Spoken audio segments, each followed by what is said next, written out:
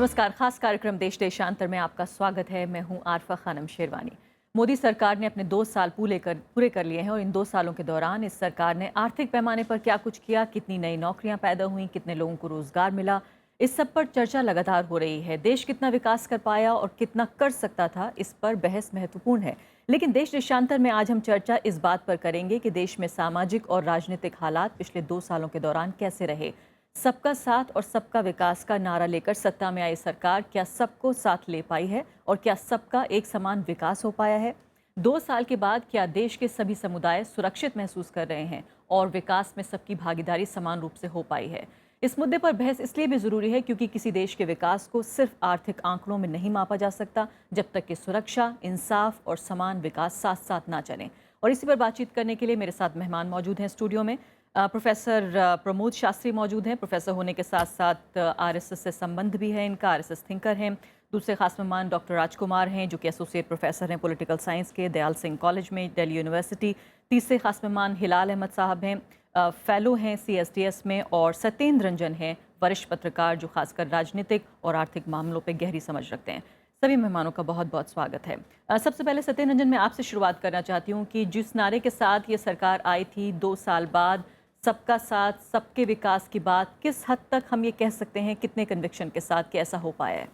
ये इस सरकार का आकलन करने के साथ सबसे बड़ी दिक्कत क्या है कि पिछले 2 साल में ध्रुवीकरण इतना ज़्यादा हुआ है, पोलराइजेशन इतना शार्प है कि इसमें जो भी बात कही जाएगी वो एक ख़ास लोगों को के नज़रिए से तो वो बात आपको बिल्कुल सही लगेगी, दूसरे नज़रिए के लोगों को वो बात बिल्कुल ही अपोजिट लगेगी। इशू यह है कि जब एक ऐसी सरकार आई है जिसने लगातार पोलराइजेशन, और वो पोलराइजेशन किन मुद्दों पर, वो नेशनहुड के जो फाउंडेशन है, नेशनहुड के जो मूलभूत आधार हैं, उसको लेकर राय शार्पली डिवाइडेड होती गई है।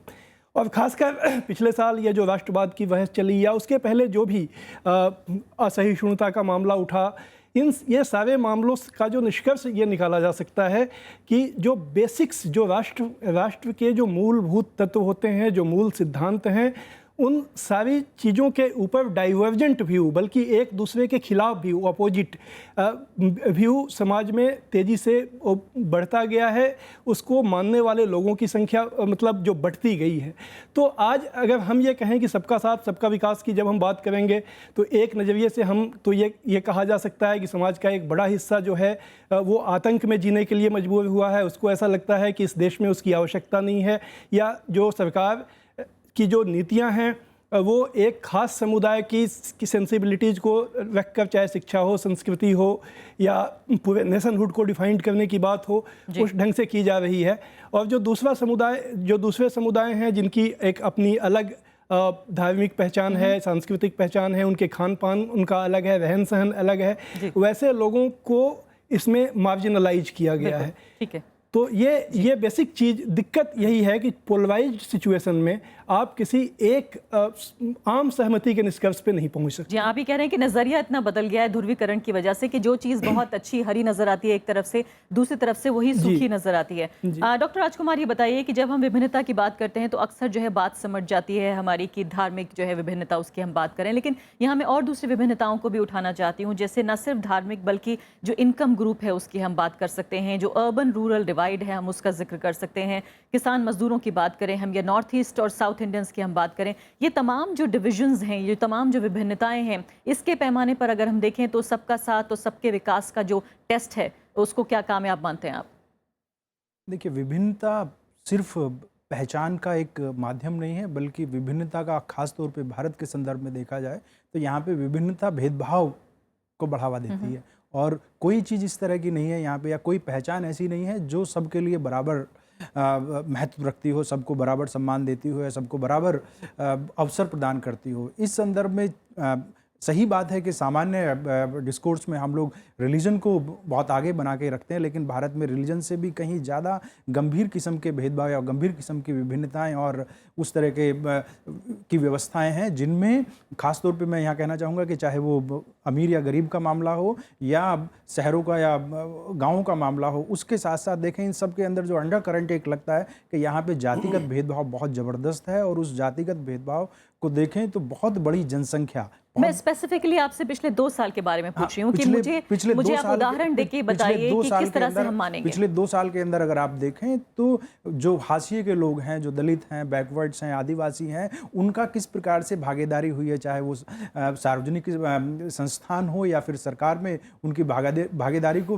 देखें तो हमें लगता है कि कोई भी संतोषजनक उत्तर यहाँ पे सरकार की तरफ से नहीं दिया गया है। ये जरूर है कि कोई ना कोई, यानी मैं आपसे जानना चाहती हूँ कि जो नीतियां फिलहाल नजर आती हैं, क्योंकि नीतियों में ही हम देख सकते हैं कि सरकार काम कर रही है या नहीं, क्या नीतियों में इस बात को रिफ्लेक्ट किया जा सकता है कि इस डाइवर्सिटी को, इस विभिन्नता को, जो आप जातिगत आधार पर बात कर रहे हैं या धार्मिक आधार पर हम बात करें, इसके लिए अलग जगह मिलती है आपको? जैसे कि एक बहुत बड़ा मुद्दा खासतौर पे यहाँ पे शेड्यूल ट्राइब्स कम से कम 25% इस देश के हैं, और उनके हितों को अगर किसी तरीके से सुरक्षित रखा गया है तो वो रिजर्वेशन के द्वारा सुरक्षित रखा गया है। लेकिन पिछले कुछ समय से देखा जा रहा है कि सुप्रीम कोर्ट ने एक निर्णय लिया कि रिजर्वेशन इन प्रमोशन नहीं किया जाएगा या उसको निरस्त किया जाएगा, कुछ माध्यम उन्होंने बताए हैं। लेकिन राज्य सरकारों के द्वारा फिर उस नियम को लागू करके लगभग 5-6 मेजर स्टेट्स में शेड्यूल ट्राइब्स के इस इंटरेस्ट को खत्म कर दिया गया और लाखों की संख्या में कर्मचारियों को डिमोट किया जा रहा है। ये एक बड़ा मुद्दा शेड्यूल और जिस तरह से आरक्षण को लेकर नए सिरे से बहस छिड़ गई है कि क्या आरक्षण होना चाहिए या नहीं, इस पर भी मैं आपसे बातचीत करूंगी। प्रोफेसर प्रमोद शास्त्री, ये बताइए कि राष्ट्रीयता को लेकर खासकर जो जिस तरह से सत्येंद्र रंजन कह रहे हैं कि जो बहुत ही बुनियादी मुद्दे थे जिनके साथ शायद पिछले 70 सालों में हमने ये मान लिया था कि एक नेशन के तौर पर, एक राष्ट्र के तौर पर, अब उन मुद्दों के साथ हम सेटल हो चुके हैं, अब आगे बढ़ेंगे, आगे की बात करेंगे, वापस हम लौट रहे हैं और वो बुनियादी मुद्दे उभर कर आ रहे हैं, खासकर राष्ट्रीयता को लेकर। इस तरह से डिजाइन किया गया है इस टेस्ट को कि कुछ लोग तो फेल हो ही जाएंगे, इस तरह से डिजाइनिंग उसकी इस तरह है। मैं आपसे ये जानना चाहती हूँ फिलहाल कि पिछले 2 साल के दौरान ऐसी क्या चीज हुई है, ऐसी क्या बात हुई है जिससे वाकई कॉन्फिडेंस, जो विश्वास है, खासकर जो हाशिए के समुदाय के लोग हैं, उनके लिए बन पाए? मुझे लगता है कि विश्वास जो 60 वर्ष की सरकार नहीं दे पाई थी, उसके बाद विश्वास बनना शुरू हुआ है। मुझे ताज्जुब है कि जब जिस प्रकार की राजनीति आज तक इस देश में होती रही है, वो ध्रुवीकरण की बात करके वोटों की राजनीति करना, आज पिछले 2 वर्ष में जिस अंत्योदय की बात हो रही है, उस व्यक्ति तक पहुंचने की बात हो रही है, उस दलित, उस गरीब तक पहुंचने की बात 60 वर्षों तक आप उन्हीं दलितों, गरीबों, उन्हीं हिंदू मुसलमान के झगड़ों, उससे ही वोट लेते रहे। यानी आज स्थिति ये बनी है, न जाने किस बात पर ध्रुवीकरण की बात हो रही है। मुझे लग रहा है इन 2 वर्षों में सबसे कम दंगे हुए हैं। वो भय की, कौन से भय की बात कर रहे हैं? माने वो भय फैल रहा है, भय फैल रहा है कहकर ऐसा भय फैलाना चाहते हैं जो उनके मन का भय है कि कहीं उनका अस्तित्व समाप्त होने को है। माने इस प्रकार से समाज को बांटकर राजनीति करना, वो समाप्त हुआ है पिछले 2 वर्षों में।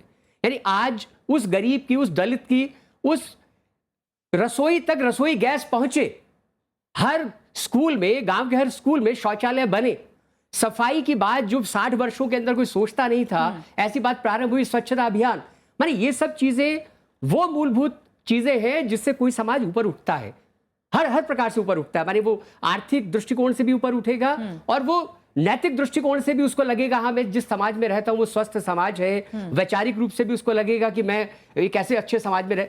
ये कॉन्फिडेंस पिछले 2 वर्ष में समाज में पैदा हुआ जो है, 60 सालों में नहीं हुआ। जी हाँ, जो पिछले, आप इसका जवाब देना चाहेंगे कि आखिर ये डर क्यों फैलाया जा रहा है? मैं पहले, आपका जो इंट्रोडक्शन था वो बहुत अच्छा था, तो उस पर मुझे लगता है जो सवाल आपका बुनियादी सवाल है उस पर हम पहले आ जाएं, उसके बाद में इस बात पर मैं बात करूंगा। क्योंकि ये बात बिल्कुल ठीक कह रहे हैं कि पिछले 2 सालों में कोई बड़ा दंगा नहीं हुआ है और हमें इस बात को अप्रिशिएट करना चाहिए। जब भी हम किसी सरकार का मूल्यांकन करते हैं तो उसके क्या मापक होने चाहिए, मुझे लगता है कि वो बड़ा सवाल है। और क्या लॉ एंड ऑर्डर को ही सच माना जाएगा? क्या ये माना जाएगा कि इसके आधार पर हम किसको सफल या विफल कह देंगे? 3 आधार मुझे लगता है कि इम्पॉर्टेंट हैं। 1991 के बाद से जिस तरह की सरकारें हमारे सामने आई हैं, वो रेगुलेटरी स्टेट है, वो ऐसा स्टेट है जो कि निजी क्षेत्र और सार्वजनिक क्षेत्र के बीच में एक भूमिका अदा करता है, और उसकी भूमिका जो है वो समाज में सामंजस्य स्थापित करने वाली भूमिका है। वो खुद जाकर इंडस्ट्री नहीं लगाता। इस फर्क के आधार पर अगर हम देखें और पिछले यूपीए सरकारों से इस सरकार की तुलना करें तो एक बात साफ है, वो है सक्रियता की। ये जो सरकार है पिछले 2 साल में सक्रिय कम से कम दिखी तो है। ऐसा यूपीए सरकारों के अंदर, आखिरी यूपीए सरकार में, लेकिन किस दिशा में सक्रिय है? सक्रिय नीतिगत फैसले लेने में, उनके अमल कितने हुए, उनके परिणाम क्या हुए, मैं उस पर नहीं जाऊंगा, लेकिन ये सक्रियता है, इसको रिकॉग्नाइज करना चाहिए। दूसरी बात है राजनीतिक विमर्श की, जो आपने अपने इंट्रोडक्शन में कहा, और मुझे ऐसा लगता है कि वहाँ एक बहुत बड़ा सवाल है लोकतंत्र का। ना तो भाजपा में आंतरिक लोकतंत्र दिखता है और ना ही सरकार में लोकतंत्र दिखता है, क्योंकि ये मोदी सरकार नहीं है, ये एनडीए की सरकार है। और विमर्श बराबर ये बना दिया गया है कि ये दरअसल मोदी सरकार है। मुझे लगता है ये व्यक्ति की केंद्रिता है वो लोकतंत्र के लिए खतरनाक है, और इसी से एक विमर्श पैदा हो रहा है सेंट्रलाइजेशन का। तीसरी बात जो कि इस सवाल से आती है, अक्सर ये सहिष्णुता वाली बात पर भी ये जवाब दिया गया कि पहले भी ऐसा होता था, तो पहले भी इतने इस तरह की घटनाएं होती थी। अगर हम वो जो दादरी वाली घटना है उसी का एग्जाम्पल अगर हम ले लें, ये बात सही है, भारत में ढेरों ऐसी घटनाएं होती हैं, और भारत कभी भी ऐसा नहीं था कि उसको आप ये कहें कि आइडियल समाज था, उसमें ऐसी घटनाएं नहीं होती थी, लेकिन वो भी घटनाएं, लेकिन क्या ये फॉल्ट लाइंस और बढ़ी हैं, क्या ये घटी हैं? यहाँ से देखना वो घटनाएं को हम किसी भी तरह की हिंसा का तुलना नहीं करनी चाहिए। जो भी हिंसा है वो गलत है। अब सवाल है माहौल का और विमर्श का। तो माहौल और विमर्श जो है, ये बात सही है, मैं आपसे बिल्कुल सहमत हूं कि दंगा नहीं हुआ, लेकिन दंगे के अराउंड दंगा ना करवा कर जो दंगे का इफेक्ट होता है, वो इफेक्ट इतना ज्यादा हो गया। जैसे आप बहुत अच्छी बात कह रहे हैं कि हिंदू मुसलमान 60 साल में जनसंघ की बहुत सारी सरकारें आई हैं, और आप उनको भी नकारेंगे। 60 साल में इससे पहले एनडीए की पहले वाली सरकार भी आई थी, आप उसको भी नकारेंगे। तो क्या वो सभी सरकारें हिंदू मुसलमान का खेल खेल रही थी? क्या वो सभी सरकारें विभिन्नताओं का खेल खेल रही थी? मुझे लगता है कि थोड़ा सा इसमें हमने ज्यादा कर दिया है, क्योंकि यहाँ पर हमें इसका जब मूल्यांकन करेंगे, जो डर का विमर्श है, वो डर का विमर्श इस तरह साबित कर दिया गया कि हिंदू इक्विवेलेंट टू हिंदुस्तान, और अगर आप जो है ये हिंदुत्व के खिलाफ हैं तो आप हिंदुस्तान के खिलाफ हैं, और अगर उसमें और एक तत्व जोड़ दिया जाए मोदी, कि अगर आप मोदी के खिलाफ है तो हिंदुत्व के खिलाफ है, हिंदुत्व के खिलाफ है तो आप भारत के खिलाफ हैं, आपने वो विमर्श बना दिया है। और उस विमर्श के अंदर अगर कोई विभिन्नता की बात करता है, कोई दलित की बात करता है, कोई माइनॉरिटी की बात करता है, तो उसको आप इस तरह से पोस्ट करते हैं कि जैसे ये भारत के लिए खतरा है। तो राष्ट्रवाद का जो ये वाला पहलू है, जो कि मुझे लगता है कि संघ की विचारधारा के खिलाफ जाता है। और संघ जो है, प्रमोद शास्त्री जी बताइए कि क्या पहचान को लेकर, जिस पहचान के साथ उसको स्वीकार करके और फिर आगे बढ़ना था कि अलग अलग तरह के लोग हैं, उनकी अलग अलग तरह की आवश्यकताएं, ज़रूरतें, उनके विकास के लिए अलग से स्कीमें होने चाहिए, इसके बजाय जो डिस्कोर्स, जो विमर्श बदला है कि अपनी पहचान को लेकर एक शर्मिंदगी होनी चाहिए, या फिर जो इंसान पहचान की बात कर रहा है दरअसल वो समाज को तोड़ने की बात कर रहा है, क्या आपको लगता है कि इस विमर्श ने भी कहीं ना कहीं विकास की पूरी परिभाषा को बदला है? नहीं, मुझे लग रहा है आपका प्रश्न जो है वो इस दिशा में जबरदस्ती जाने का प्रयास कर रहा है कि ऐसा हो रहा है। मुझे नहीं लग रहा है कि कहां बट रहा है समाज, कहां बट रहा है। आपने मुझसे प्रश्न किया, मानकर प्रश्न किया कि मैं नकारूंगा, यहाँ आज केंद्रीय मंत्री ऐसे स्टेटमेंट्स देते हैं जो शायद भारत के इतिहास में ऐसा कभी नहीं हुआ, और वो लोग लगातार केंद्र में बने हुए हैं, जिन पर बड़ी बड़ी जिम्मेदारियां दी गई। गिरिराज सिंह से लेकर वीके सिंह से लेकर तमाम तरह के मंत्री हैं, इसमें नाम सिर्फ गिना सकते हैं 1 दर्जन के आसपास। नहीं, मुझे लगता है, देखिए, मोदी सरकार की बात आप एक नाम इसलिए लेते हैं कि कोई नेतृत्व साथ है। मोदी प्रधानमंत्री के रूप में आज न केवल देश में, विश्व भर के अंदर उनका नाम भारत सरकार के प्रधानमंत्री, यानी वो प्रमुख है, इसलिए उनका नाम है। तो मैंने अगर कोई ये कहे कि मोदी सरकार, तो इसका अर्थ यही है भारत देश की वो सरकार जिसके प्रधानमंत्री मोदी है। तो मुझे नहीं लगता कि इससे किसी को चिढ़ना चाहिए या इससे कष्ट होना चाहिए। वो कह रहे हैं इसके साथ जो संकीर्णता जोड़ रही है, इसके साथ जो संकीर्णता नहीं जुड़ी है, मैं ये कह रहा हूं संकीर्णता इसमें है कि जब आप भारत सरकार के काम को इस प्रकार से देखने लगते हैं कि ये मोदी के नाम को किसी भी तरह से ऊपर ला रहे हैं। मोदी का नाम ऊपर नहीं आ रहा है, देश का, सरकार का नाम। आप देखिए, इन 2 वर्षों में उन सब देशों के साथ जो पिछले 10 वर्षों में रिश्ते ठंडे हो गए थे, माने राख जैसे रिश्ते थे, उनके अंदर गर्माहट आई है। आप वेस्ट में जाएं कि ईस्ट में जाएं, हर तरफ आज भारत देश की चर्चा हो रही है। लोग हमारे यहाँ अपनी इन्वेस्टमेंट करना चाहते हैं, माने उद्योग की स्थिति हो, कृषि की स्थिति हो, स्टैंड अप हो, स्टार्टअप हो, हर प्रकार से। यानी इस आज हम जो यहाँ पर बैठे चर्चा का विषय है कि 2 वर्ष में क्या परिवर्तन, वो नेगेटिव है या पॉजिटिव। मुझे लगता है अगर मुख्य रूप से देखें तो मुद्दा ये है, मुझे ये लगता है कि इन 2 वर्षों में, पिछले वर्षों का, आपने कहा कि एनडीए सरकार आई थी, रोड बनने शुरू हुए थे ना अटल जी के समय में, उसके बाद 10 साल नहीं हुए, अभी फिर शुरू हुए। कौन अभी शुरू नहीं हुए? नहीं यही समस्या है, यही समस्या है। एक्साइटेड मैं तो ऐसा नहीं नहीं, मैं एक्साइटेड नहीं हूँ, मैं आपके बायस उसको बता रहा हूँ। आपने 3 चीजें कही और मानकर चले कि मैं उसको नकारूंगा। मैं क्यों नकारूंगा? मैं तो कह रहा हूँ एनडीए सरकार थी, सरकार जो है वो मतलब आपका ये नजरिया कि मैं नकारूंगा, मुझे इससे बिल्कुल। चलिए कोई बात नहीं, मैं बहस में वापस आऊंगी आपकी तरफ। सत्येंद्र जन, ये बताइए, क्योंकि बात हो रही है कि किस तरह से डिप्लोमेटिकली सरकार ने, किस तरह से मोदी सरकार का ही हम बार बार नाम ले रहे हैं, तो ये कह सकते हैं कि ईरान गए, 15 साल बाद जो है कोई प्रधानमंत्री ईरान गया, लेकिन उधर प्रधानमंत्री जो है वो फारसी में जो है कविताएं पढ़ रहे थे और इधर जो है वो दीवारों पर उर्दू की जो कपलेट्स हैं वो मिटाई जा रही थी। तो ये भी देखना होगा कि क्या वाकई जो काडर है, जो आरएसएस का काडर है या बीजेपी के जो कार्यकर्ता हैं, उनके नजरिए से हम देखें कि क्या प्रधानमंत्री का काबू नहीं है उनके ऊपर, इस तरह से ऐसा हो रहा है, या आपको लगता है कि नीतिगत चीजें नजर आती हैं इस पूरे यहाँ जो बातें कही जा रही हैं वही पोलराइजेशन को प्रूव करती हैं। जब आप ये कहते हैं कि 60 साल में बिल्कुल देश गलत दिशा में जा रहा था और ये पिछले 2 साल में चीज़ें संभलनी शुरू हुई हैं, तो आप जो 60 साल की जो इस देश का विकास क्रम है, 60 साल में जिन चुनौतियों को सामना करते हुए एक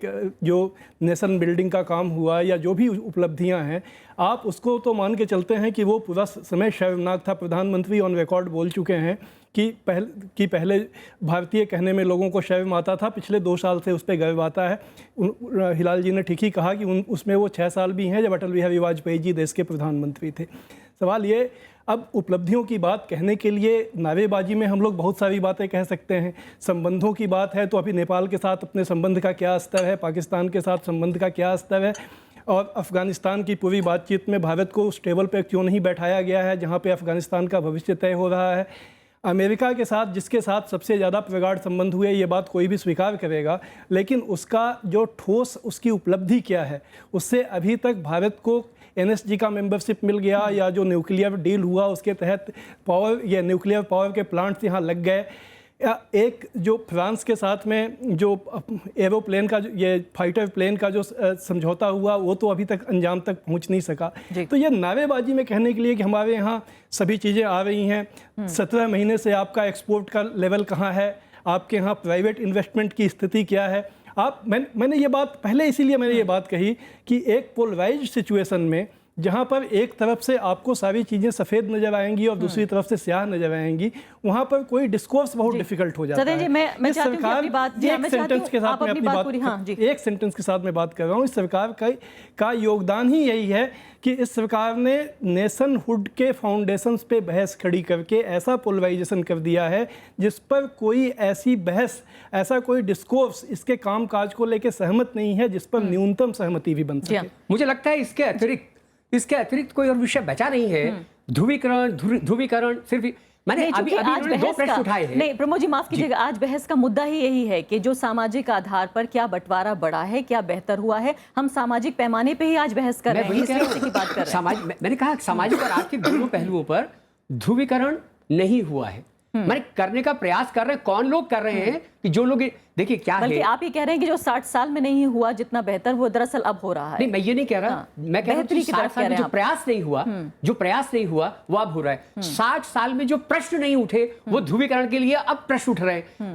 यानी आप कैसे ये मान सकते हैं कि वो जो 55-60 साल के अंदर विकृति आई है, नहीं, लेकिन इस देश में, मैं ये नहीं कह रहा 60 साल में जो है वो प्राइवेट आर्मीज भी नहीं बन रही थी प्रमोद जी। बजरंग दल फिलहाल उसका मैं एग्जांपल ले लेती हूँ, जो दुश्मन तैयार किए जा रहे हैं आर्टिफिशियल तौर पे। आपको लगता है इससे कोई डर का माहौल नहीं बनता?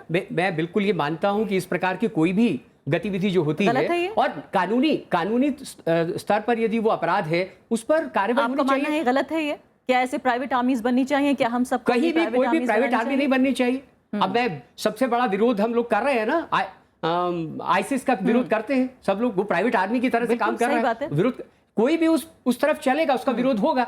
अब हम लोग जितने भी, अब केरल में जिस तरह से मार के फेंक दिया जाता है, सरकार बनने के बाद जिस तरह से वहां पर कत्लेआम होना चाहिए उसका इसका बिल्कुल बंद होना चाहिए। उस पर कानूनी रूप से जितनी सख्त कार्रवाई हो वो होनी चाहिए। डॉक्टर राजकुमार, ये बताइए कि चूंकि लॉ एंड ऑर्डर के संबंध में भी बात हो रही है, कहीं ना कहीं जो कम्युनल स्ट्राइफ है या सोशल स्ट्राइफ है, इसको इस लिहाज से भी देखा जाना चाहिए। क्या हम ये मुद्दा भूल गए हैं कि बहुत हद तक जो है वो दरअसल राज्यों की जिम्मेदारी है, जो लॉ एंड ऑर्डर की समस्या है, जो कानून व्यवस्था है, उसको कायम करना? क्या आपको लगता है कि केंद्र का इसमें रोल कम है? जब हम 2 साल की बात करते हैं तो हमें ये भी देखना चाहिए। ये बात सही है कि लॉ एंड ऑर्डर राज्यों का विशेष अधिकार है, लेकिन केंद्र सरकार की भी जिम्मेदारी बनती है। अगर लोगों को जिंदा जलाया जा रहा है, जाति के नाम पे जिंदा जलाया जा रहा है, उनके रोजी रोटी को खत्म किया जा रहा है, और आमतौर पे हम किसी 1 या 2 केस को देख के इस तरह की बात करते हैं कि भाई बहुत ज्यादा प्रॉब्लम आ गई है, यहाँ पे दलितों को रोज जिंदा जलाया जा रहा है, स्नान साथ में हो रहे हैं, साथ में खाना खाया जा रहा है। स्नान का कोई इशू नहीं है यहाँ पे। स्नान से क्या होने वाला है? यहाँ पे जिनको हजारों साल से दबाया गया, कुचला गया, जिनको पढ़ने नहीं दिया गया, जिनको रास्ते में नहीं चलने दिया गया, इससे कोई बहुत बड़ा एहसान किसी पे नहीं हो गया। स्नान वो अपने आप करते रहे, जिन्होंने पाप किए हैं वो धुलते रहे, इसमें कोई बहुत बड़ी बात नहीं है। खासतौर पे दलितों के लिए ये बात कह के उनको किसी भी तरह का से बहकाया नहीं जा सकता है। नहीं है इस बात से, इंप्रेशन का कोई इशू ही नहीं है उसमें। और जिन लोगों ने साथ किया, आप देखते हैं कि वहीं पे ब्राह्मणवादी ताकतों ने उसका विरोध भी किया है। इस तरीके से वो साथ साथ कर रहे हैं। और अमित शाह जो है वो परंपरागत रूप से कोई बहुत उच्च जाति से नहीं आते हैं। अगर उन्होंने वहां पे उनके साथ स्नान कर, वो भी खुद उसी तरफ से हैं, तो कोई बहुत बड़ी बात इसमें नहीं हो जा रही है। ज्यादा बड़ा इशू है कि पिछले 2 साल के अंदर इस सरकार ने यहाँ के दलितों के लिए शिक्षा में क्या खास किया है, उनके रोजगार के लिए क्या किया है, ट्राइबल्स के लिए क्या किया है, और मार्जिनलाइज कम्युनिटीज हैं उनके लिए क्या किया है। जब तक हम ये नहीं देखेंगे कि ये सरकार उन लोगों के सशक्तिकरण के लिए कुछ कर रही है या नहीं कर रही है, हमें लगता है कि वहां पे लगभग 0 इसका परफॉर्मेंस रहा है। आप पूरे दुनिया में घूम लिए क्या हैं। रोहित वेमुला आपको लगता है सिंबल बन गया है इस बात का? रोहित वेमुला एक बहुत बड़ा सिंबल है। सिर्फ एक रोहित वेमुला तो हमारे सामने आ गया, लेकिन यहाँ पे रोज इस तरह की घटनाएं हो रही हैं। इससे पहले केरल में हमने महिला के साथ देखा, केरल में हो रहा है, राजस्थान में हुआ है, और किस स्टेट का नाम ले? तो क्या इस सब की जिम्मेदारी केंद्र सरकार को लेनी चाहिए? केंद्र सरकार को कम से कम वो माहौल बनाना चाहिए, क्योंकि संविधान हमारा एक है, और संविधान के द्वारा अगर कहीं दलितों के साथ या बैकवर्ड्स के साथ या आदिवासियों के साथ कहीं पे अत्याचार हो रहा है, तो उसको केंद्र सरकार को निश्चित रूप से उसके खिलाफ एक्शन लेना चाहिए। में हम बात करें, जबकि अब भारत के जो अधिकतर जो भौगोलिक स्थिति है, जो राजनीतिक पूरा जो हमारा स्थान है, उसमें ज्यादातर अब बीजेपी की सरकारें हैं ज्यादातर राज्यों में। हिलाल अहमद, क्योंकि सबके साथ के साथ सबके विकास की भी बात की हमने की थी इस कार्यक्रम में, विकास में आपको क्या लगता है कि क्या जो नेचुरल रिसोर्सेज हैं, इसके अलावा जो विकास में भागीदारी है, वो तमाम समूहों की क्या कोई पैमाना है जिससे हम नाप पाएं कि ठीक से हो पा रही है? देखिए, इसमें एक बड़ा सवाल छुपा हुआ है, और बड़ा सवाल ये है कि क्या कोई ऐसा संरचनात्मक हम सोच के साथ आगे बढ़ रहे हैं जिसमें कि जो अंत्योदय की बात बार बार हो रही है, क्या वाकई विकास का अर्थ नीचे सबसे नीचे वाले व्यक्ति है? क्या वाकई रिजर्वेशन की पूरी बहस का संबंध जो है वो आर्थिक विकास से है? मुझे लगता है हम एक विमर्श आर्थिक विकास का चला रहे हैं और दूसरा विमर्श जो है वो लॉलीपॉप जिसको कहा जाता है वो दे रहे हैं। अगर वाकई में हम सीरियस हों, अगर वाकई एक देश के तौर पे हम सीरियस होकर चीज़ों को करना चाहें, तो ये बहुत ज़्यादा ज़रूरी है कि सामाजिक संरचनाएं और विकास की पूरी बहस को एक साथ एक जगह पर होना चाहिए। ये 2 अलग अलग डायरेक्शन में जा रही हैं, और वो सबसे बड़ी चिंता का विषय है। निसंदेह अगर आप सामाजिक विकास की बात करेंगे तो इंसाफ का सवाल तो अपने आप उसमें जुड़ा हुआ ही है। आप जैसे ही उसको बंटवारे, क्योंकि विकास का मतलब बंटवारा भी है। जब आप बंटवारे की बात, जो राजकुमार जी कह रहे थे, जब तक बंटवारा नहीं होगा तो इंसाफ नहीं होगा। और उसके लिए जरूरी है कि आप एक इंटीग्रेटेड, मुझे तकलीफ इस चीज की है कि नीति योजना आयोग से नीति आयोग तो बना दिया, लेकिन संरचनात्मक तौर पर जो सोच होनी चाहिए थी कि अगर विकास हो तो वो कैसे होगा और उसमें विभिन्नताओं के साथ विकास कैसे होगा, उस पर कोई चर्चा नहीं हुई है। सत्येंद्र जी, इसके बाद इसके अलावा बहुत सारे मुद्दे उठे, पर्सनल लॉस को लेकर मुद्दे उठे, इसके अलावा यूनिफॉर्म सिविल कोड का मुद्दा उठा, न जाने कितने मुद्दे इस तरह के भी उठे हैं जो बहुत पुराने पड़ चुके थे, लेकिन शायद इस मुद्दे पर सरकार प्रोएक्टिव नजर आती है। अब अगले 3 साल के दौरान क्या एजेंडा होना चाहिए? 2 साल तो गुजर चुके हैं। ये एजेंडा क्या होना चाहिए, ये इस पर मेरे लिए कहने के लिए कुछ नहीं है। एजेंडा तो देश की जनता ने जिसे जनादेश दिया उसे तय करना है, और 2 साल का जो अनुभव है उससे ये लगता है कि जिस दिशा में सरकार चली है उसी दिशा में ये आगे बढ़ेगी। आने वाले समय में ऐसे ही जो भावनात्मक मुद्दे हैं जिनके ऊपर लोगों की भावनाएं भड़काई जा सकती हैं, वैसी चीज़ें जो अंततः समाज के किसी भी सेगमेंट को लक्ष्य बनाकर दूसरे लोगों की भावनाओं को उभारा जा सकता है, ये सारी चीज़ों पर कोई नियंत्रण होगा या ये इस पर कोई ठहराव आएगा, ऐसी कोई संभावना फ़िलहाल दिखती नहीं है। अभी भी जिस तरह से एक जो कोर्सन है, जोर जबरदस्ती है कि आपको ये कहना पड़ेगा, आपको भारत में रहना है तो ये कहना पड़ेगा, आपको यहाँ रहना तो ये नहीं खाना पड़ेगा, आपको ऐसे कपड़े पहनने पड़ेंगे, ये सारी चीज़ें लोकतंत्र की मूल भावना के खिलाफ ठीक है। वो हमारे संवैधानिक अधिकारों के खिलाफ है। लेकिन यही माहौल पिछले 2 साल में बना है और ये 3 साल में और बढ़ेगा, ऐसी आशंका है। प्रमोद शास्त्री जी, कुछ खास लोग जो हैं वो भारत के मालिक बन गए हैं, ऐसा लगता है बाकी लोगों को डिक्टेट करेंगे वो क्या करना है। मुझे बताइए अब 3 साल में क्या एजेंडा होना चाहिए? मुझे लगता है कि पिछले 2 वर्ष में, यदि 2015 में लोकसभा और राज्यसभा की कार्रवाई देखें, इतना नेगेटिव अप्रोच रखना, राज्यसभा में 9% काम हुआ और 48% काम हुआ लोकसभा में। माने आप इस तरह से जबरदस्ती उन विषयों पर जो विषय प्रगति के हैं नहीं, उसको लाकर काम को चलने ना दे, बिल्स को पास ना होने दे, मुझे लगता है अच्छी नींव डली है।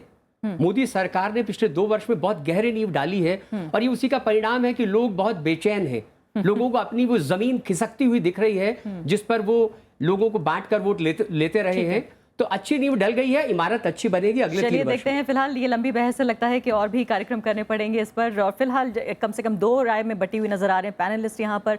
एक लोगों का मानना यह है कि फिलहाल जिस तरह से सरकार पिछले 2 साल में चली है, विभाजनकारी नीतियां नजर आ रही हैं, सबका साथ सबका विकास नहीं हुआ है, लेकिन आगे देखना होगा फिलहाल 3 साल में अगले क्या एजेंडा होता है। इसी के साथ अभी के लिए इतना ही, नमस्कार।